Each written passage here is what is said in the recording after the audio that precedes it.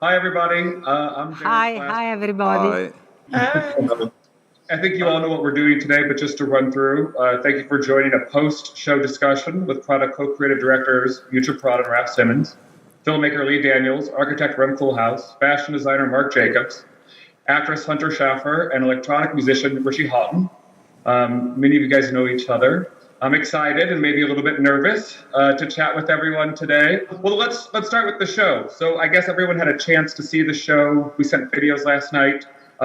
Some responses. Anything stand out? Those sequin coats, the sleeve on a coat. I mean, there was just so much. The pattern knits, like everything was just heaven. I like the way it's dark. It felt insulated and personal. It felt very like it was, what we've been missing from the fashion shows are like people and everything, the exchange and looking at people and everything. This was really a personal experience, and I felt like I was on my own personal journey. It was beautiful. What I think is so incredible about the way Prada has approached this digital fashion week is that it feels like one of the brands that have made this for digital audience. That's a question for Mrs. Prada and you, Raf. Was that a conscious choice to make something that felt virtual? Well, I think that for everybody in fashion, not only for us, of course, we're so used to have a live show and to have the interaction with the audience. And as soon as COVID started, we all had sorted out right away, which was not so easy.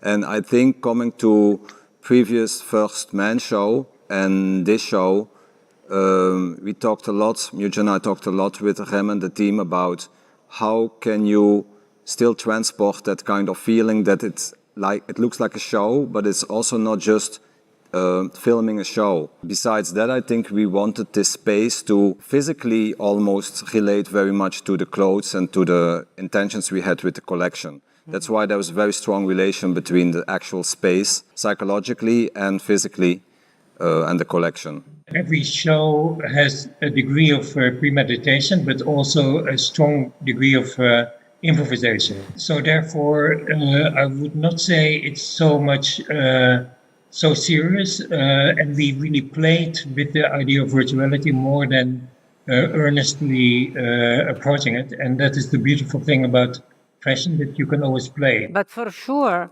the fact that there is no public, you can concentrate more about what you want to say and so recreate an atmosphere. I think it's more difficult to do it without people, actually, compared to before. Before it was a promenade. Like this is much more difficult because you have to do the show and after edit and try to find out something that makes sense as a piece of work, not just as clothes passing by. Of course, we will go back to reality, but I'm sure we will find a way that this shouldn't be lost because, okay, it was much more effort, but much more interesting, and probably at the end we will have to do both. And though not as they both are exciting in their own way, but I could understand, Miss Prada, how difficult this was for you, because the detail, you're never taking your eyes off the clothing. You are focused, laser focused on not the celebrities and not the beautiful people and not all of that, but you're focused on the work. Has it gotten easier working together in this process, or? Yes, it got easier. And I think it was very difficult in the beginning as well, because it's so different when you do something like this or when you film the show, the actual live show. There were some very beautiful shots that started as close-up from the back. And I think that was kind of really radical, to not see fashion from the front coming at you, but disappearing in the distance. And that was a kind of... Or how have you approached this show that we just saw? Well, just watching the show, what I really notice is that you feel very, very close to the fashion, to the clothes, to the details, and it feels for me much more intimate and sensual than being in a place where it's actually happening live. So that there is nobody there, it just gives you this way to get really close.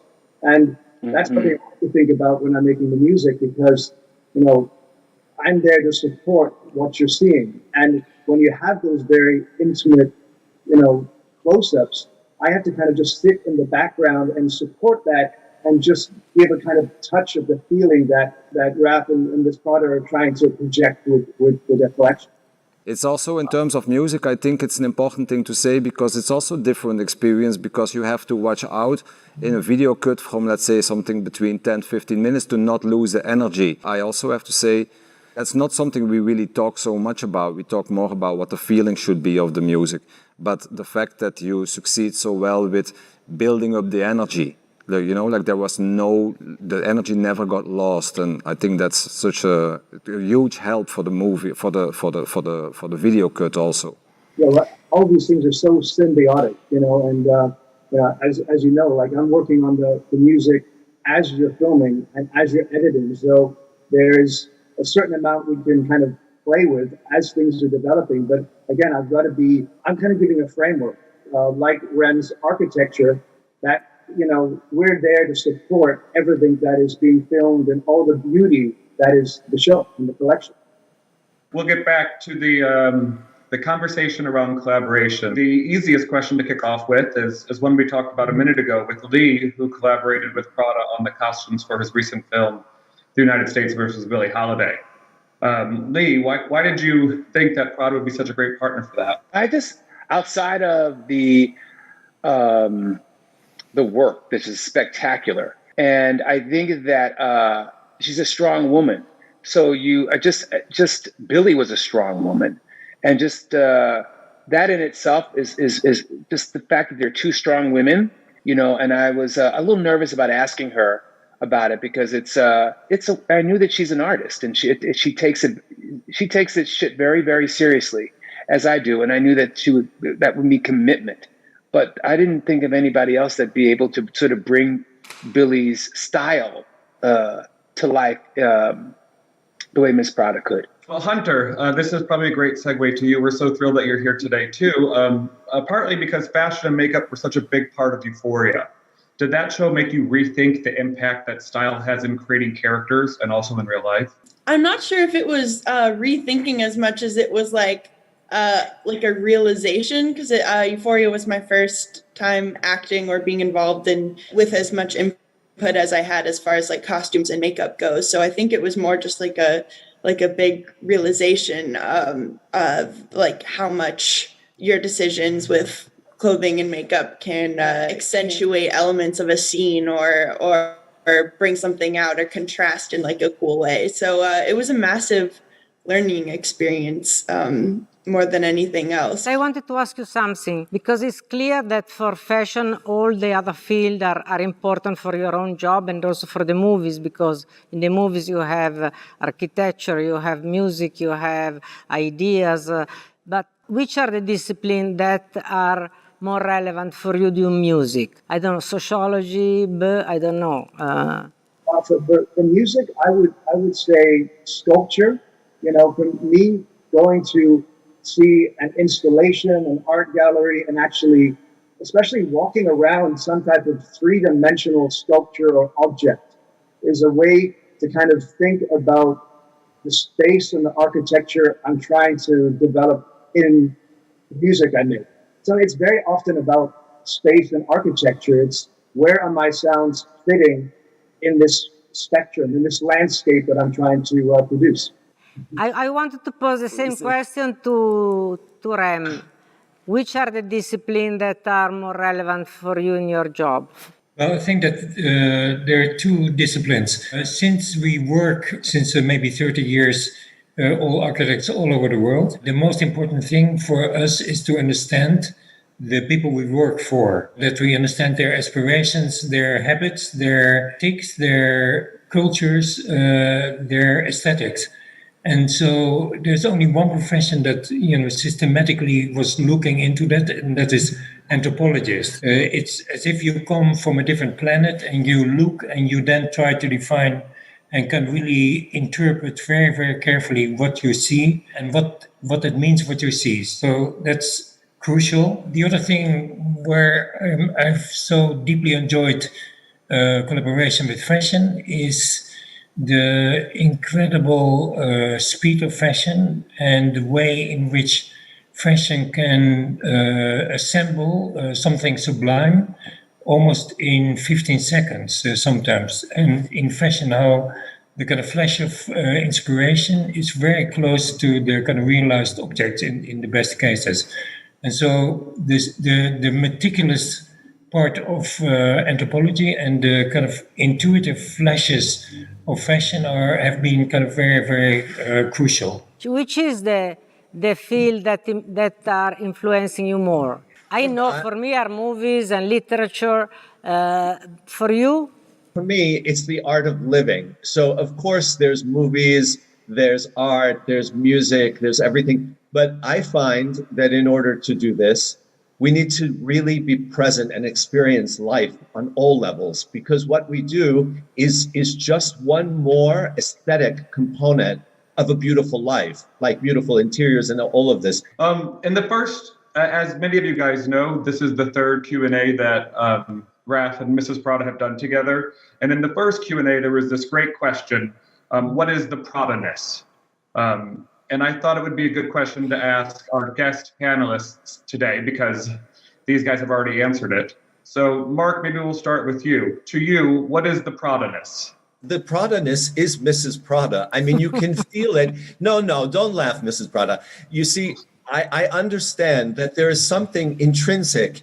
I mean, in this collaboration with Raf, but also what we know as Prada is this incredible taste and eye for so many different things. It's culture, it's intelligence, and it's a sense of style, and it's a love of fashion, I think. And I see the Prada-ness as a film of Antonioni or Fellini or Visconti. It's like this is a mind that takes in everything and that you cannot put your finger on, but the Prada-ness is Mrs. Prada. It's every gesture, it's everything, and that's what the Prada-ness is for me. When we started work with Prada and Bertelli, there was one very interesting phenomenon, which is that they didn't hesitate to go this way or that way.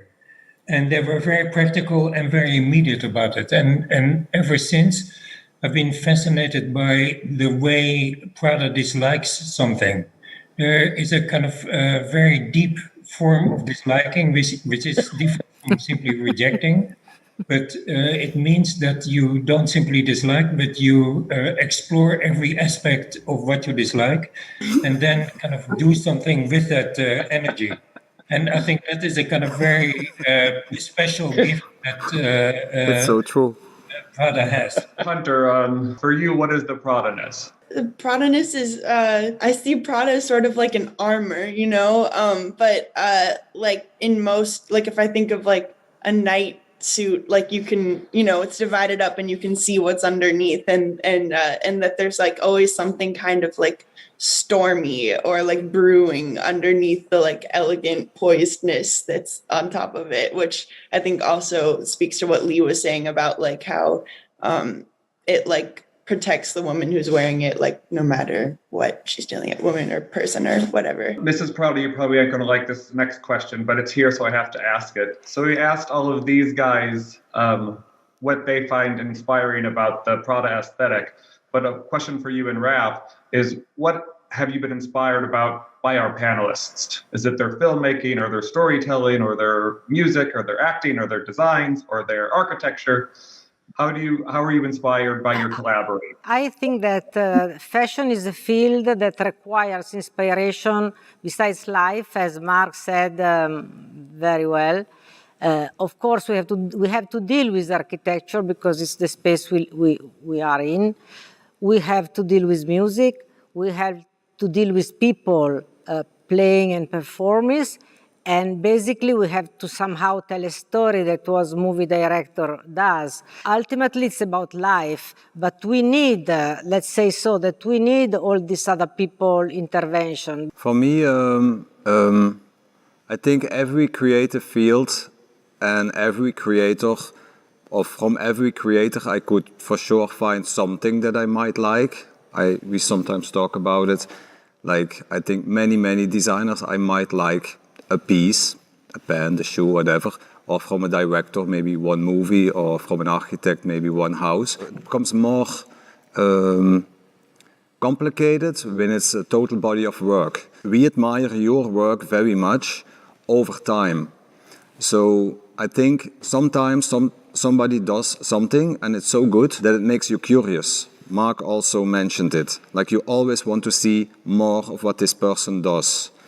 And I think all of you have done that to me personally very much with the body of work that you've been doing. Even if it was just one thing, like from Hunter, I've seen one episode and I was on it. I was like, I need to see more. I see a second one, I need to see more. And I will always be now very fascinated what you do. And it counts for all of you.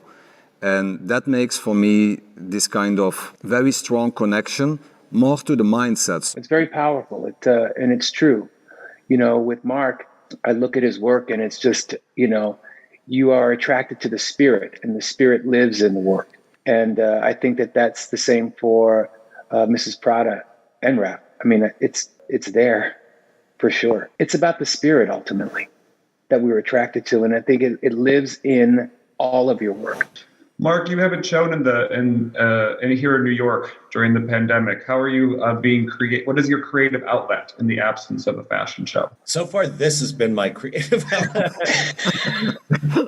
This has been very interesting and educational.